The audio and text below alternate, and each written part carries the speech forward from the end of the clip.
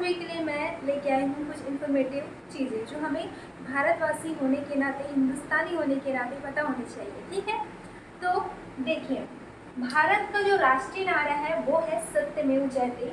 और भारत का आप याद जरूर रखना, ठीक, कि भारत का जो राष्ट्रीय नारा है वो है सत्यमेव जयते। भारत का राष्ट्रीय गीत है वंदे मातरम। भारत का राष्ट्रगान है जन गण मन।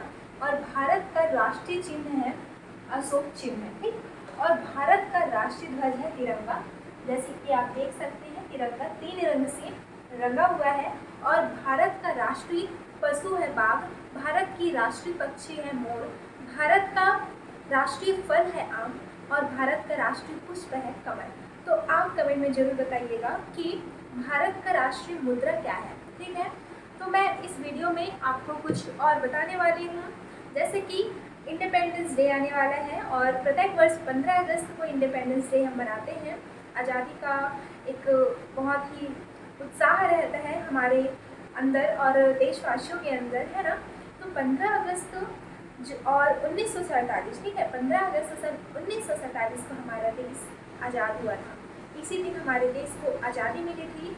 इसी कारण प्रत्येक वर्ष 15 अगस्त को जो है आज़ादी के रूप में हम स्वतंत्रता दिवस के तौर पर मनाते आ रहे हैं। ठीक है, जैसा कि हमें पता है कि हमारा नेशनल फ्लैग है तिरंगा।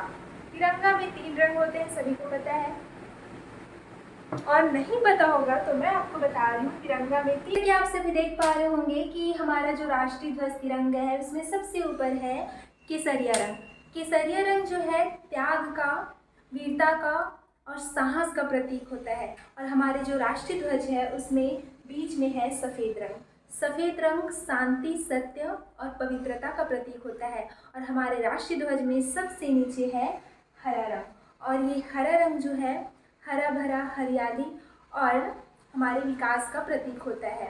और आप सभी के लिए एक और जानकारी है कि हमारे तिरंगे में 3 रंग तो होते हैं, लेकिन बीच में अशोक चक्र भी तो होता है। तो अशोक चक्र में 24 तीलियां होती हैं, जिसे अशोक स्तंभ से लिया गया है। ठीक है, और ये भी बात है कि हमारा जो राष्ट्रीय ध्वज है, हमारा राष्ट्रीय ध्वज तिरंगा, इसका एक बहुत ही अमूल्य अर्थ भी है कि हमारा जो राष्ट्रीय ध्वज है वो एकता, शांति और गौरव का प्रतीक है। अपने राष्ट्र ध्वज को सम्मान देना चाहिए। 15 अगस्त और 26 जनवरी, जैसे कि 15 अगस्त स्वतंत्रता दिवस और 26 जनवरी गणतंत्र दिवस के रूप में हम मनाते हैं। और अभी 15 अगस्त आने वाला है और आप देखते हैं कि 15 अगस्त को हम अपने फ़ोन में स्टेटस लगाते हैं, डीपी लगाते हैं और इसे ही अपनी देशभक्ति कहते हैं, हाथों में तिरंगा फहराते हैं। और अगले दिन हमारा जो राष्ट्रीय ध्वज है सड़कों में गिरा पड़ा हुआ मिलता है। ये बिल्कुल ही सही नहीं है। हमें अपने राष्ट्र ध्वज तिरंगे का सम्मान पहले भी करते थे, अब भी करते हैं और हमेशा करते रहना चाहिए।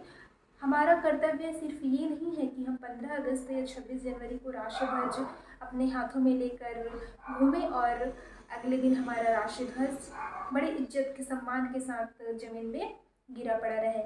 मैं एक भारत की नागरिक होते हुए, भारत की बेटी होते हुए मुझे बिल्कुल भी अच्छा नहीं लगता कि हमारा राष्ट्रीय ध्वज सड़कों में ऐसे ही पड़ा रहता है। वो तो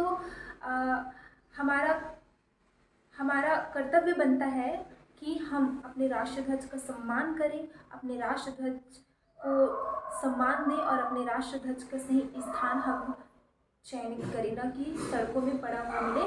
तो मैं आप सभी से हाथ जोड़ के आग्रह करती हूँ कि हम जो है अपने देश के झंडे को, हमारे देश के राष्ट्र ध्वज को सम्मान के साथ उनकी यथास्थिति पे, यथासंभव जगह पे या तो घरों पे रखें, ना कि सड़कों में पड़े रहने दें। धन्यवाद। बड़ी बड़ी बातें नहीं, छोटी छोटी कोशिशें करनी होगी, क्योंकि हम अगर दूसरे को देखते रहेंगे कि दूसरा तो कुछ नहीं कर रहा है, हम ही क्यों करें, तो इससे देश में परिवर्तन नहीं होने वाला है।